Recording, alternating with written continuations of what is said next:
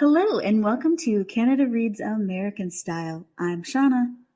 And I'm Rebecca. Guess what? What?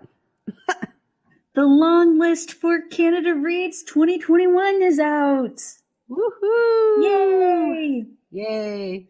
So we have 15 very interesting novels and books to look forward to in the 2021 Canada Reads competition. And it, of course, is going to be whittled down to 5 on January 14th when they announce who the defenders are going to be for the competition. So Rebecca and I are here to tell you our 5 quote-unquote predictions or choices for the shortlist.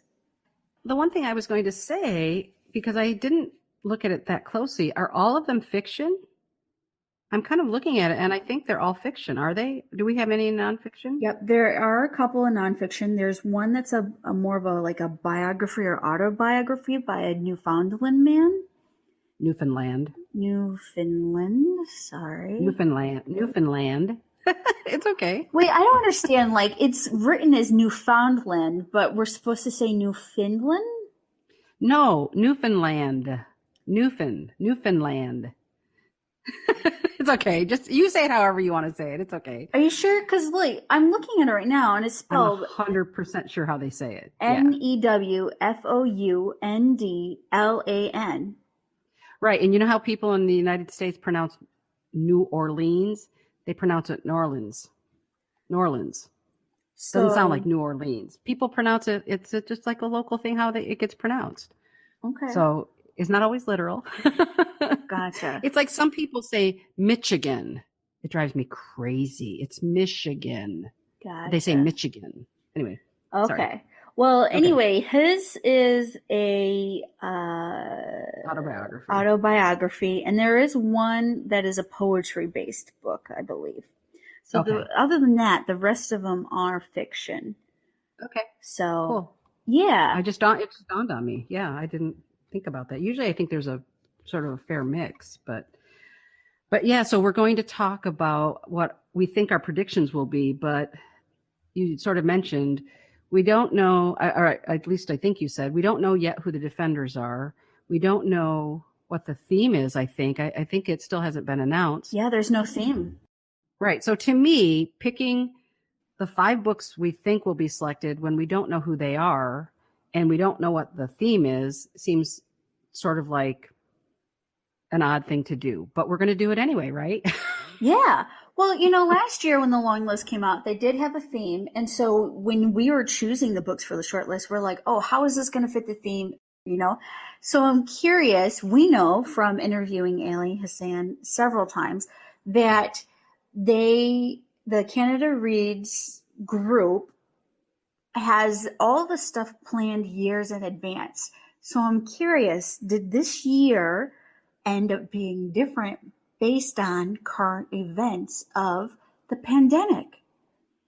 Yeah, I don't know. Here's Shauna, we don't know if anyone from Canada Reads ever hears any of our podcasts, but here's what I'm going to say to the people who run Canada Reads. Please do a couple of things. And all of us say the same thing on the Canada Reads Facebook page. So I don't know why they don't listen to us, but one of them is announce the long list before the holidays, because people would love to buy the books. You would sell more books in Canada and in the United States, at least here in Michigan, and get that information out before the holidays. Why? I don't understand.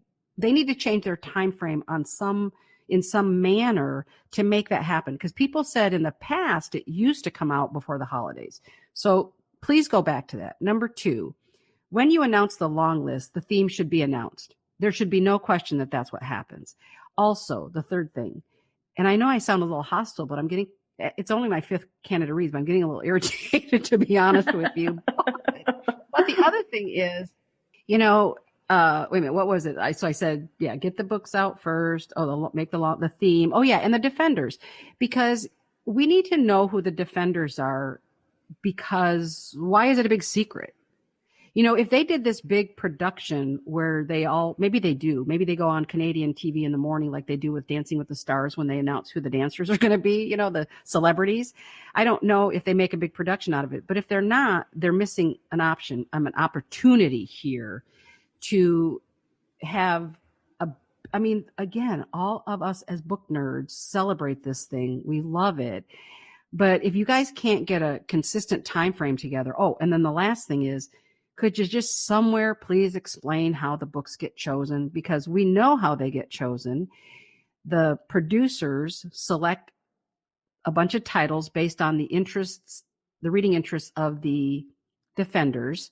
And then the defender actually, out of the list of books they're given, they pick the book they want to defend. But every time, constantly, we see that question posted to the Canada Reads Facebook group.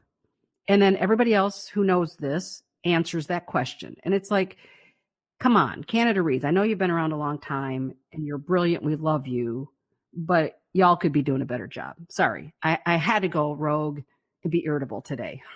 Okay. Are you in agreement with anything I've said, Shauna? Well, it's funny because I didn't expect the conversation to turn in that. when I was like, hey, did you notice that there's no theme listed for this year's long list? Yeah. Well, you reminded me, and then I'm irritable about it. You're right. Well, I have been learning a lot about economics over the past year of being home, and it's interesting how the way commodities or information is spread.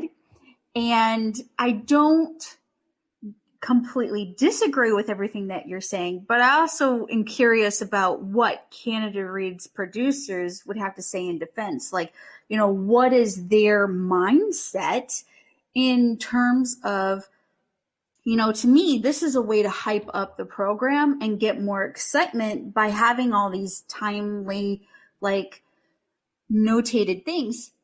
But I understand the frustration on the consumer end to be like, oh, hey, this great thing that I love to participate in is coming up. I don't know when it's happening. I don't know what time it is. Will I be able to contribute or be a part of it based on what's going on in my current life right now? So if I had a kid and you and I still wanted to do this, and I'd be like, oh, I have to go put the baby down to sleep. I might not be able to do that as easily if I had a family involved versus, I got my boyfriend and my plant, Steven, and sure, Steven doesn't say anything, and I just kick my boyfriend out into the bedroom and be like, hey, be quiet for 15 minutes. But if you think about it, I would love to know what their rationale is then, because it doesn't make any sense. To me, you've got the biggest holiday, the biggest spending holiday of the year in North America, for sure, yeah. Right? And people could be buying frickin' all 15 of those books. You don't know. People might. People may own some of them. People may have read some of them. But the point is, why would you miss an opportunity? Because what you do instead is after the holidays, when everybody's budget is down because they've spent money buying lots of gifts for people, potentially, then now we're expected to what? Try to buy, and also, quite frankly, you don't buy the books because you go, nope, in a few weeks, they're going to give us the shortlist. I'm just going to buy the shortlist. So instead of potentially people going like, ooh, I like this one, this one, this one. I like 8 out of these 15. I'm going to buy 8 of them. I'm just saying it doesn't make any sense. I would love for them to explain what they're doing. And if they're going to have a Facebook group, why don't they answer some of those questions? Because I don't remember really seeing Canada Reads Facebook group people answering questions. And it's really frustrating. And if you read people's comments, there is a lot of hostility. Maybe that's too strong of a word, but some of us are getting a little irritated. And I'm sorry. I don't know. I'm just having a day today. But well, I do have to say, in terms of, putting that list out before the holidays, it would be good or great for the United States participants who want to take part in it, because you and I have run into this several times where it's hard for us to get Canadian titles because we are in the United States. And if that was part of the holiday rush, that would give us A, more time to get them, and B, it would contribute to more consumerism between the two countries. And, being able to get more participation from literature readers from across the world versus only your Canadian. Right. Because 8 of the books on the list of 15 in Michigan, we don't own it anywhere in the state, or it's only 1 or 2 copies, which means we could potentially not be able to get the book as we need it. So yeah, I mean, I just think I just don't understand why you wouldn't want, the goal should be in Canada Reads for the authors to sell more books. At the end of the day, why else are we doing any of this? It's to have, authors write a book, we buy them, we read them, they make money, they write more books. It keeps the cycle going. Why would you not take out of the biggest competition, the biggest book competition in the world, as far as I'm concerned?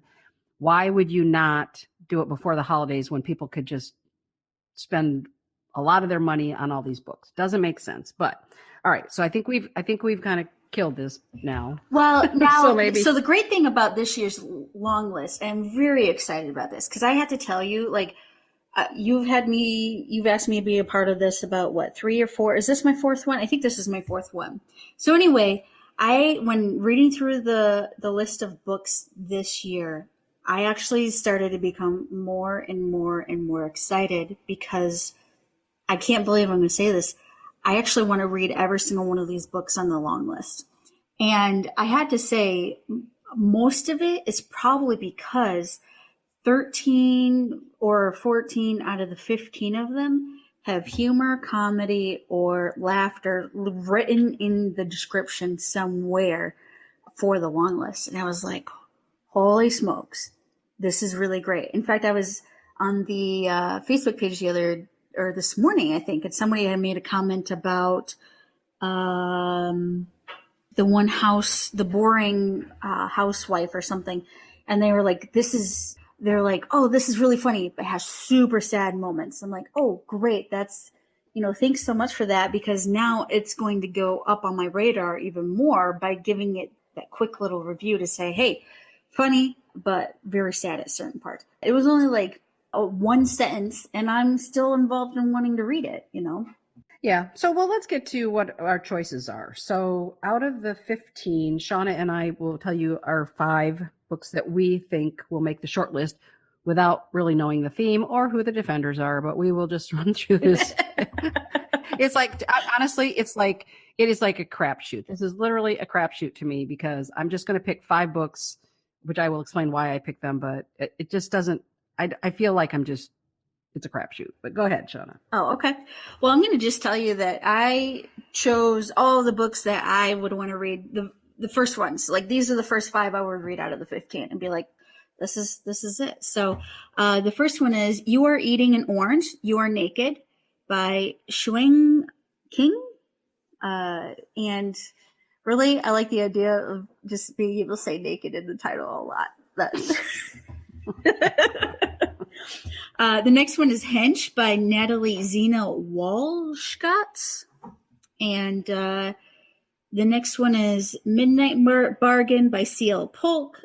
The Lonely Hearts Hotel by Heather O'Neill. And Yiddish for Pirates by Gary Barwin. So I think all 5 of those could potentially be on the short list. Well, that is interesting, because I did not select any of those 5. So here are the 5 I'm picking. And I did have a little bit of a rationale for it, but again, it's a crapshoot. Okay. I picked Butter Honey Pig Bread. Even though it's a really serious story, it actually was longlisted for the Scotiabank Giller Prize. And I've read a lot of comments about it. I mean, I've seen a lot of just activity about people having read it or wanting to read it. So I picked that one. And then I did pick Autopsy of a Boring Wife, because, again, it was one that I've seen a lot of people have either read or have been talking about. So I picked that one. And then I picked Dirty Birds. And full transparency, a publicist for the author, Morgan Murray, reached out to us and asked if we would like to read the book and interview him. And we are in the process right now of reading the book. We don't know yet if it'll make the short list, but I think it should, because I just started reading it, and it is hilarious. I love this book, like in the first 30 pages, I told Shauna I'm hooked. I love this book. So I'm picking Dirty Birds. It better make the list. I think it should. Well, I have to say, I'm enjoying it so far too, and I'm probably right around the same place as you. And I have to admit, like, one of the things I love about it are the little cliff notes about each of the. So even though it's a fiction story, he's giving nonfiction cliff notes about why he's reading it, and I'm like, I can't believe I'm enjoying it this much. Yeah, that just because it saves you from having to go look it up, which is what I always do when I read these books. You just get it all contained in one place. But I have to laugh because even in reading those little footnotes, I keep looking stuff up because I go, okay, is this really true or is this a joke? And it's been true so far. So anyway, I'm enjoying the book. We'll give you a full on review after we've read it and hopefully get to speak to Morgan about the book. We're looking forward to that if we can make that happen. Sounds good. So thank you to the publicist who sent that information to us, or contacted us, I should say. And then the next one I picked was Johnny Appleseed. And I think, again, this is kind of a gritty story, but again, we don't know who the defenders will be, but I think it speaks to people who've not been mentioned before in Canada Reads, maybe. I mean, again, I don't know the full canon of all the books in the past, but I've been at this is my 5th year, but it just says here that Johnny Appleseed is a young two-spirit indigiqueer person who becomes a cyber sex worker and fetishizes himself in order to make a living. And I just think that's so out there in terms of what we normally would read, that might appeal to someone, again, as a defender, without knowing who the defenders are. So I picked Johnny Appleseed. And then the last one, which is the one I want to read, this is, I think, probably my number one that I want to read, is Tilly and the Crazy Eights. And it's about Tilly. It says Tilly receives an invitation to help drive 8 elders on their ultimate bucket list road trip to Albuquerque for the Gathering of Nations powwow. And I have to say, there isn't anything I love more than a road trip book. So, and it's older ladies. I just think this sounds really fabulous. So those are my 5, which are completely different than your 5. Yeah, they are. So really, we're kind of like getting the whole long list. And hey, good for you for explaining all of the titles to all of our listeners, because I'm going to make our listeners go and look up the ones that I'm interested in. Okay, that was lazy. I actually did put it together. Well, I put it together because, I didn't explain Autopsy of a Boring Wife or Butter Honey Pig Bread, but with both of those, I'm going to make people look those up. But they're basically, like I said, books that have gotten a lot of play. The people are kind of aware of them, I think. So anyway, well, I know they say that I think it's going to be less than a week that we will have the shortlist out, and we look forward to reading the books and doing the whole thing and doing our whole thing, our whole Canada Reads thing this year. And if you didn't know, you could always follow us on any podcast app of choice. We're on anything from Apple to Spotify to Pandora, Audible. You can find us anywhere by just typing in Canada Reads American Style. We also do a lot of cool things on our Instagram, and we do publish our podcasts to YouTube and Facebook. So, you can find us anywhere to get some of our awesome content and listen to all of the interviews and different people's perspectives that we get to chat with as we go along on this journey. And if you are still with us right now, still listening, I just want to apologize for my rant against the producers of Canada Reads. I just want it to be, I'm a librarian. I like things to be better organized. That's my thing. So please, Canada Reads, we hope you listen. We love you. We will always love you, but please make a few changes that would make everybody a lot happier. Thank you. Thanks for listening. And if you would like us to continue to provide great content like this, subscribe and tell all your friends about Canada Reads American Style. Goodbye.